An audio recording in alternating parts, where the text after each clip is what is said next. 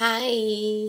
Get ready with me. So, kahit wala tayong ka-date ngayong February 14, kailangan pak pa rin ang beauty natin. So, bara-bara tayong get ready with me. Hindi ko naman talaga alam kung ano yung mga pagkasunod-sunod ng pag-makeup.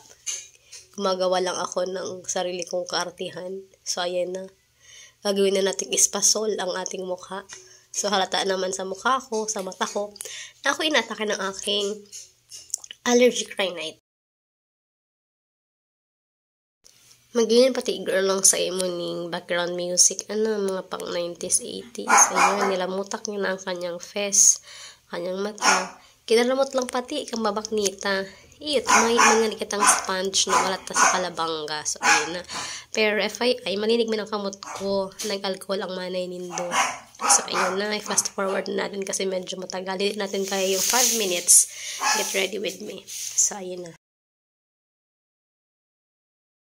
Tsura kang ispasol. Paka-reginit.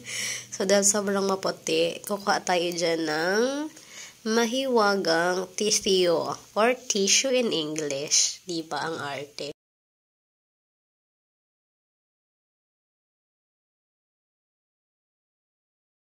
Yun na nga ni, pinalakado na.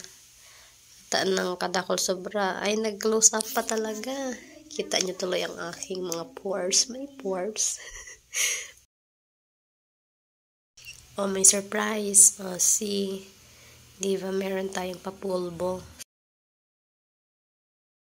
So, ayan. Sismayan natin ang pagkilay. So, mag-drawing tayo ng kilay kahit makapal masyado ang ating kilay para naman maganda.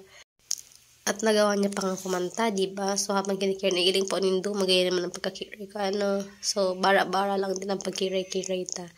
Tiyo kunot-kunot para mailing na nagsha-shape talaga. Medyo kalbo kaya si Rinotan, ang kiray ta. So, ganun. So, voice over ng paus pa ang boses, gawa na grabe ang sipon. So, brush. Hindi lang teeth ang binabrush, pati rin kilay. So, pinapantay na ng babaitang ito.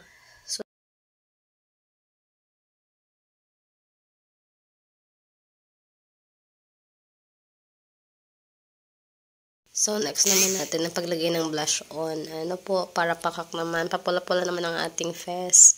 Para naman medyo pretty at hindi tayo halatang kabado pag binigyan tayo ng pa-surprise char.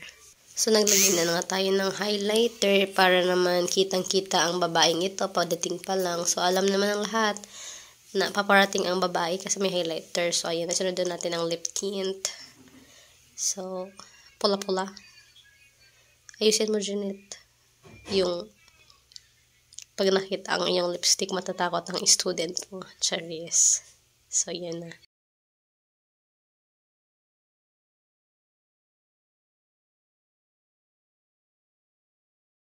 So, maglagay na rin tayo ng kolorete sa mata. Konti brown-brown lang para medyo simple lang tingnan. Hindi naman masyadong mapula. Hindi naman masyadong pale. So, brown-brown lang. Para naman, at least kahit papano, harata nag-makeup, diba? So, blush on konti. Di matapos ko ba-blush on, di kaya parantay. And for the final look, maglalagay tayo ng konting highlight sa may mata, tsaka sa may lips. So, yan. Tapos na ako. Hindi ako nakapag-picture. Yan na. Done. Bye!